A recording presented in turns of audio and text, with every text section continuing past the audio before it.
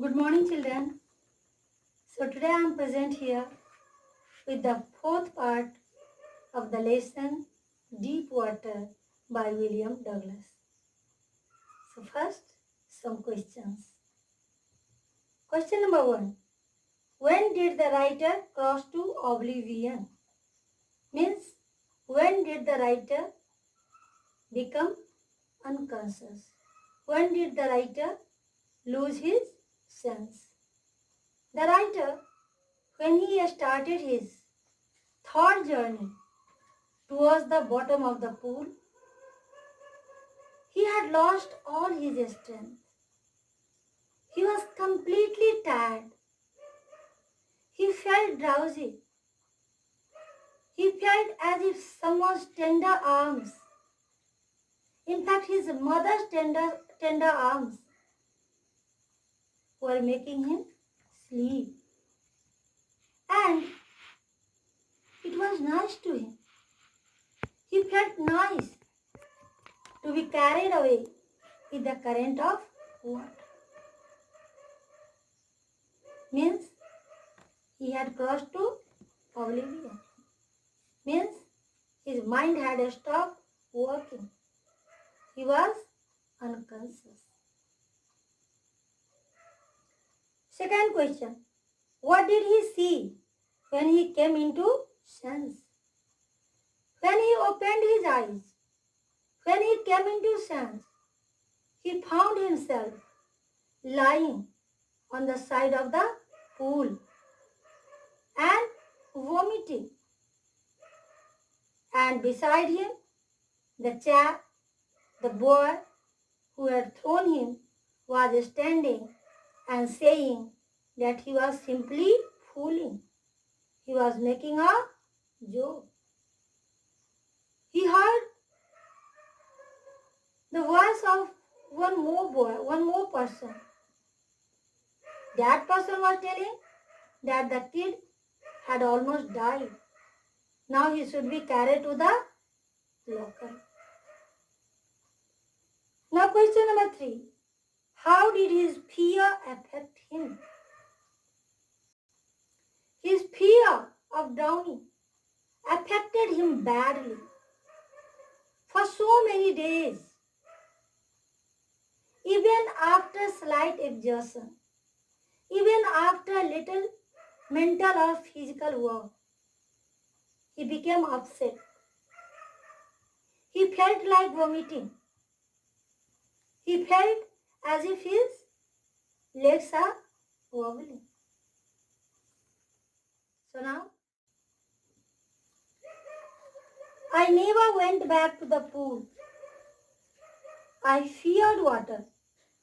I avoided it whenever I could. He was so greatly afraid that for so many years he didn't go to the pool. Whenever he could, he avoided water. A few years later, when I came to know the waters of the Cascades, I wanted to get into them. But after a few years, he had some courage, he had some nerve to go into the water. Then he thought, but not into the water of the river he had thought. He thought that he should go into the water of the Cascades. Cascade, waterfall. Cascade means waterfall. Cascades, a series of so many small waterfalls. So after some years, after a few years, he thought that he would go into the water of waterfalls.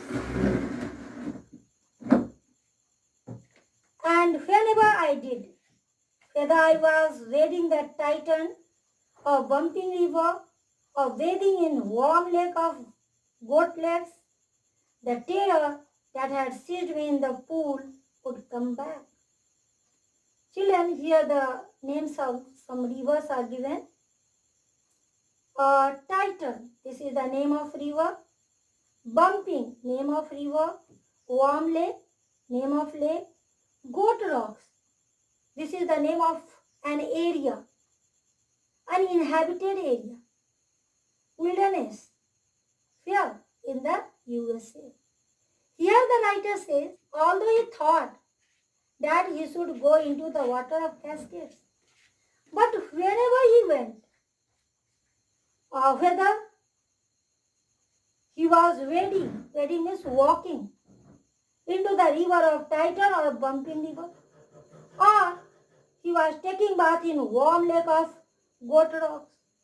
Every time the same old fear caught him.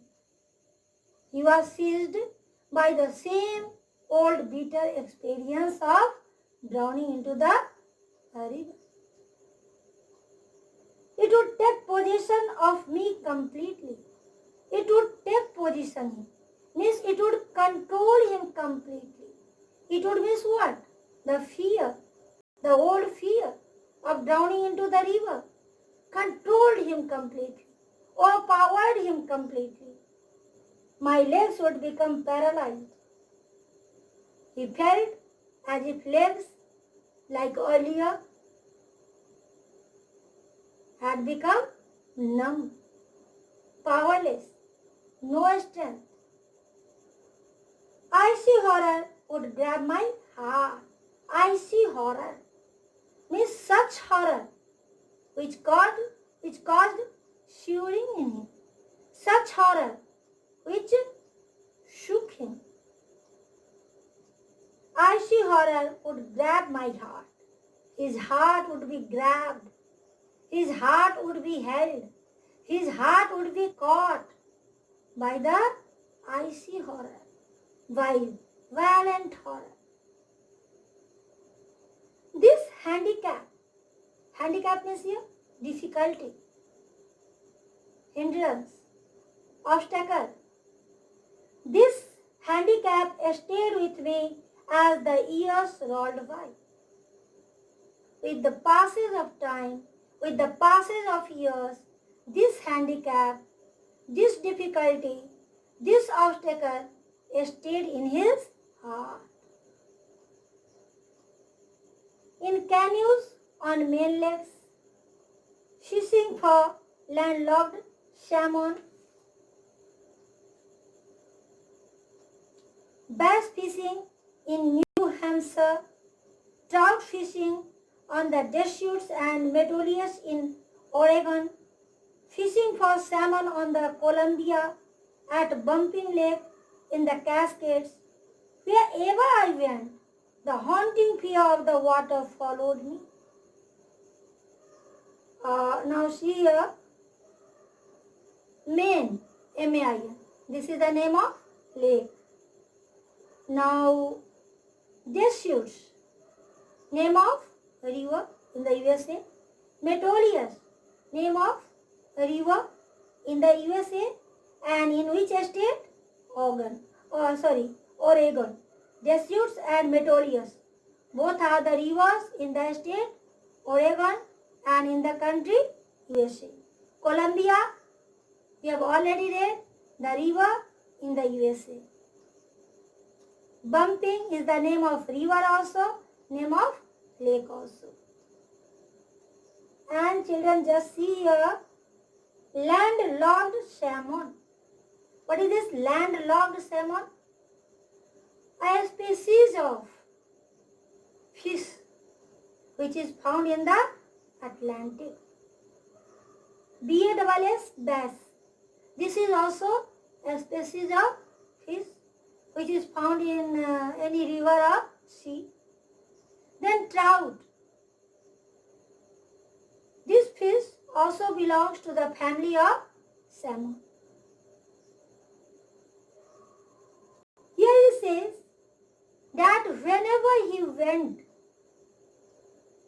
on a trip, on a pleasant trip with his friends for catching fish, whether it was main lake for catching which kind of fish?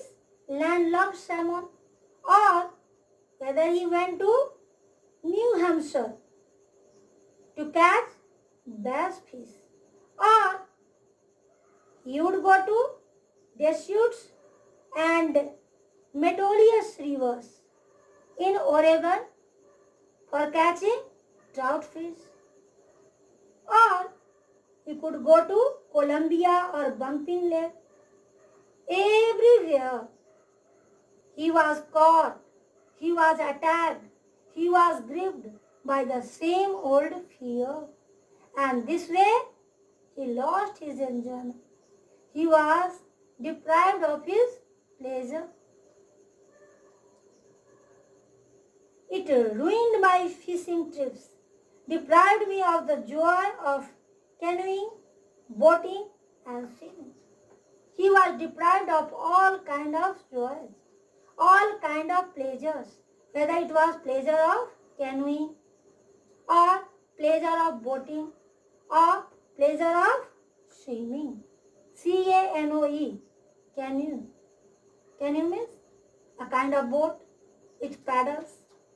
Canoe is verb also, and noun also. When noun, then canoe means boat which paddle. When verb, then boating. So he lost all kinds of enjoyment whenever he went on fishing trip with his friends. Why? Due to the haunting fear. Due to the fear which came to him repeatedly, again and again. The same old fear. The fear of drowning in the pool of YMCA. I used every way I knew to overcome this fear, but it held me firmly in its grip. It was not that he was not trying to come out of fear. He tried. He used all the ways which he knew to overcome his fear, to get over his fear, to conquer his fear. He used almost all the methods. He applied almost all the means. But he failed. He couldn't come out of the grip of fear. One October, I decided to get an instructor and learn to swim. Then finally, but he was also determined. He was determined that come what may. But he had to learn swimming. And children, nothing is impossible to a willing mind. So as he was determined, so he thought that now he would learn swimming through an instructor, through a trainer. I went to a pool and practiced 5 days a week, an hour each day. So with the instructor, he went to the pool 5 days a week and he practiced every day, at least for 1 hour. The instructor put a belt around me. A rope attached to the belt went through a pulley that ran on an overhead cable. What did the instructor do? The instructor attached a belt around him and one rope was attached to the belt, and this rope was attached to a pulley, and this pulley was run by the overhead cable. He held on to the end of the rope and we went back and forth across the pool, hour after hour, day after day, week after week. The instructor trained him step by step. His first step was that with the instructor, he went back and forth. The instructor himself had held one end of the rope and the both went back and forth of the pool. On each trip across the pool, a bit of the panic seized me. Whenever he crossed the pool, in his each trip, he had not complete fear, but a bit of fear.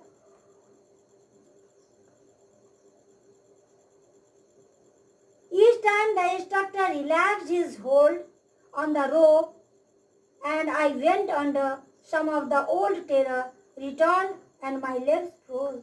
But the instructor very cleverly, while going back and forth, every time the instructor very cleverly, very slowly loosened his hold on the rope. As you all have learned how to ride a bicycle. So when first time you learn with the help of anyone, then what does the person do? What does the trainer do? Slowly, without making you know, he loosens the hold on the bicycle. In the same way, in his each trip, the instructor loosened his hold on the rope. And whenever he loosened his hold on the rope, he felt in the same way as he felt earlier. Each time the instructor relaxed his hold on the rope and I went under means he went underwater. Some of the old terror returned and my legs froze. He experienced the old terror and for some time his legs froze. His legs became without strength. It was 3 months before the tension began to slack. For 3 months, for the first 3 months, he was afraid as he was afraid earlier. But after 3 months, slowly, his fear started going away, vanishing.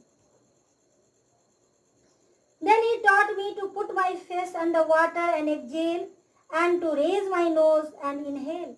Then he was taught the second step by the instructor. What was the second step? How to exhale and how to inhale. He taught him to exhale under water and to inhale by raising his nose out of the water. I repeated the exercise hundreds of times and this exercise was practiced by him so many times. Bit by bit means slowly and gradually. I shed part of the panic and that seized me when my head went under water. First of all, when his head went water, he was afraid. His legs froze. But bit by bit, slowly, because every day he had to practice the same thing. So many times he had to practice the same thing. So bit by bit, slowly, his fear, whenever he was underwater, was going away. Next, he held me at the side of the pool and had me kick with my legs. Now, the instructor taught him the third step. And the third step was how to kick with his legs. The instructor held him. Pulley, Columbia, Crowley stroke, trout, Deschutes river, overhead cable. Bass, Metolius river, landlocked salmon. So these are the pictures. That's all. Thanks.